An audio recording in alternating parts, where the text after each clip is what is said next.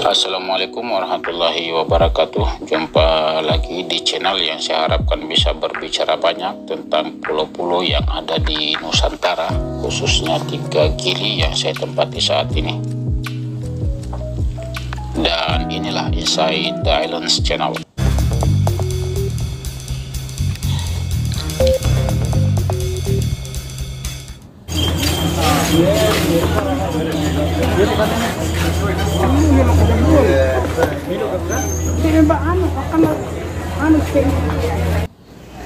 Hari ini tanggal 29 Januari 2023, saya menyempatkan diri sejenak duduk di area pelabuhan sekedar melihat suasana wajah ini yang belakangan dirundung berbagai masalah yang melibatkan rakyat Gili, pemerintah daerah, dan provinsi. Dalam waktu 3 jam setidaknya ada 5 fastboot yang merapat di dermaga Gili Trawangan membawa penumpang dari Pulau Bali. Walau kunjungan akhir-akhir ini mengalami penurunan, namun patut disyukuri bahwa saat ini angka kunjungan diperkirakan masih pada posisi 500 sampai 700-an wisatawan per harinya. Artinya dengan angka kunjungan yang kecil ini, masyarakat dan pengusaha lokal kembali harus mengencangkan ikat pinggang agar mampu tetap bertahan di tengah-tengah kenaikan harga bahan pokok serta tingginya biaya perawatan dan renovasi bangunan tempat usaha pasca gempa dan pandemi yang lalu. Semua ini tentu menjadi hal-hal dasar yang menjadi fokus masyarakat pulau saat ini. Berbagai usaha dilakukan untuk menarik minat pengunjung yang merupakan nyawa kehidupan pulau ini untuk datang ke Gili Trawangan agar bisa bangkit dan pulih kembali. Namun sangat disayangkan kondusivitas yang terjaga dengan baik di pulau ini menjadi berubah warna ketika pemerintah yang terkesan tidak paham dengan karakter wisata di pulau ini datang dan tergesa-gesa menerapkan suatu kebijakan tanpa adanya komunikasi yang nyaman dengan warga dan pelaku usaha di Gili Trawangan. Alih-alih hasil baik, penertiban dan rencana peningkatan pendapatan justru memicu gelombang protes dari berbagai pihak mewarnai tahun 2021 dan akhir tahun 2002 kemarin. Bermula rencana adendum pada kontrak kerjasama produksi antara Pemprov NTB dan PT GTI pertengahan tahun 2021 lalu yang memicu demo penolakan atas rencana adendum tersebut. Dan September 2021 kontrak tersebut diputus, lalu kemudian dilanjutkan dicabutnya HGB atas nama PT GTI setahun kemudian. Tak sampai di situ saja, kerancuan juga muncul saat penerapan aturan one gate system yang mengundang protes keras pelaku wisata dan wisatawan yang merasa layanan sistem baru ini sangat mengganggu kenyamanan, hingga berdampak pada angka kunjungan wisata ke Gili Trawangan yang menurun drastis. Hal ini membuat Gili Trawangan sangat terpukul dan berada pada posisi yang sulit. Belum juga selesai masalah one gate system, pemerintah kembali menggulir masalah lahan. Ruang komunikasi yang kerap dibatasi pemerintah di setiap pertemuan menimbulkan asumsi liar di masyarakat. Seperti yang terjadi baru-baru ini, berdalih proses penyelesaian masalah dengan skema ramah yang dipublish di media-media, namun fakta di lapangan oleh warga ditemukan berbeda.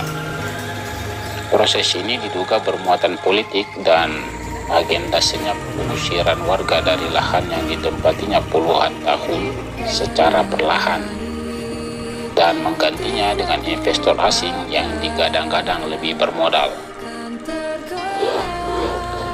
Hingga hari ini pemerintah terus saja meyakinkan publik bahwa proses yang dilakukan pemerintah sudah pada koridor hukum yang benar dan protes dari fakta lapangan yang disampaikan warga Gili Trawangan tidak benar adanya.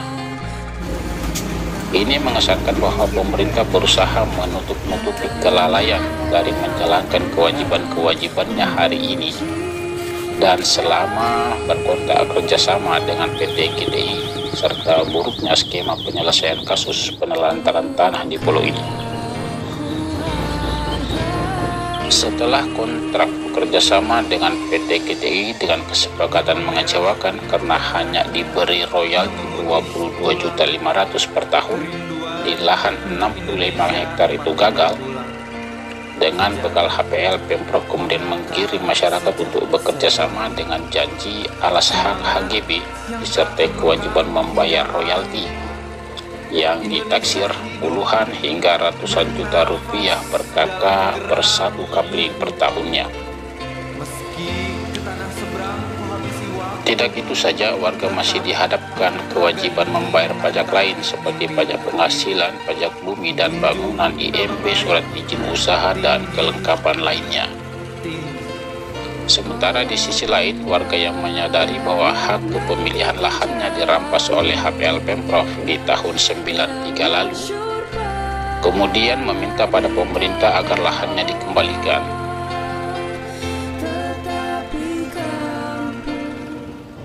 Penyewa yang akan menggunakan lahan itu, dia akan bisa mendapatkan HGB, itu yang akan bisa diolah oleh negara. Dan kemudian pajak penghasilannya bisa juga didapatkan oleh negara. Dan jika kami pun akan bertanya pada saat ini, sejak zaman 70-an ini apa yang sudah dilakukan oleh pemerintah? Dan sejak tahun itu apa yang sudah dilakukan oleh masyarakat? Namun suara rakyat ini oleh pemerintah berusaha diredam dengan menawarkan kerjasama pemanfaatan lahan yang terindikasi gerasa gerusuk. Bagaimana tidak, lahan saja masih dipertentangkan statusnya. Jika dirunut dari asal-usul penerbitan HPL dan sejarah penguasaan fisik lahan oleh warga selama puluhan tahun, hingga lahan disebut diterlantarkan puluhan tahun oleh pemegang HGB dan pembiaran oleh Pemprov, karena tidak terpenuhinya kewajiban-kewajiban atasnya oleh pemegang HPL. Tak mau terus-terusan dikambing hitamkan, warga minta kejelasan riwayat perolehan lahan oleh Pemprov, status hukum terbitnya HPL di atas lahan yang dikuasai warga, lalu pengukuran lahan dan terbitnya SPPT atas nama warga sejak 2008 yang disertai kewajiban membayar pajak BPB dan pajak penghasilan atau PPH.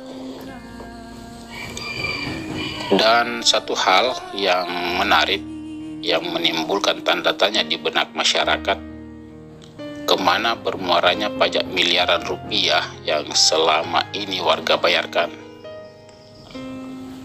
Karena di media pemerintah selalu menyebut adanya kerugian negara di atas lahan ini.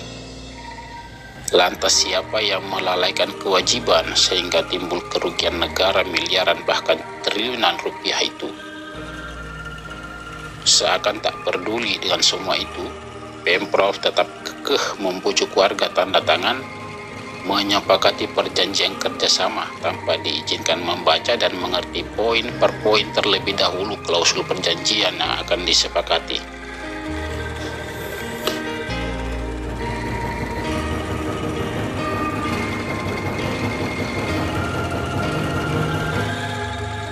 Ini kan aneh, menawarkan kerjasama pemanfaatan di atas lahan yang masih dipertentangkan. Ada apa di balik semua ini? Wahai saudaraku yang saat ini duduk di pemerintahan. Betul, Pemprov punya bukti HPL, tapi tidak pernah terbukti mengelola lahan di Gili Trawangan. Dan betul, warga tidak punya bukti legalitas, tapi terbukti nyata mengelola lahan jauh sebelum terbitnya HPL pemerintah hingga saat ini, dan sudah berkontribusi besar membangun wisata dan menyumbang PAD miliaran rupiah per tahun pada negara.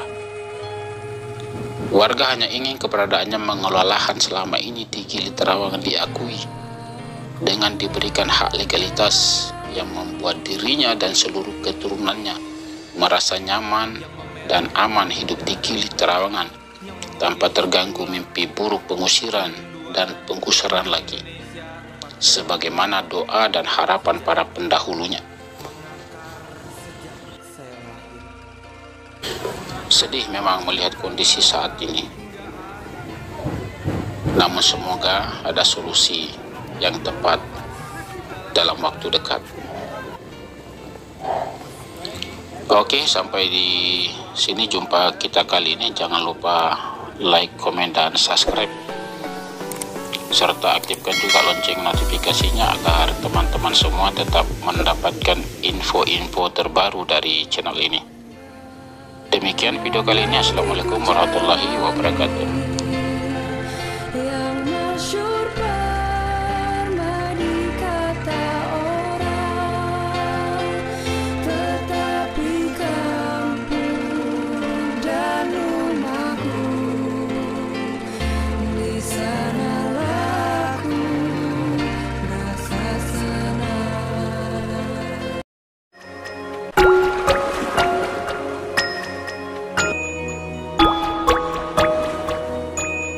Mm-hmm.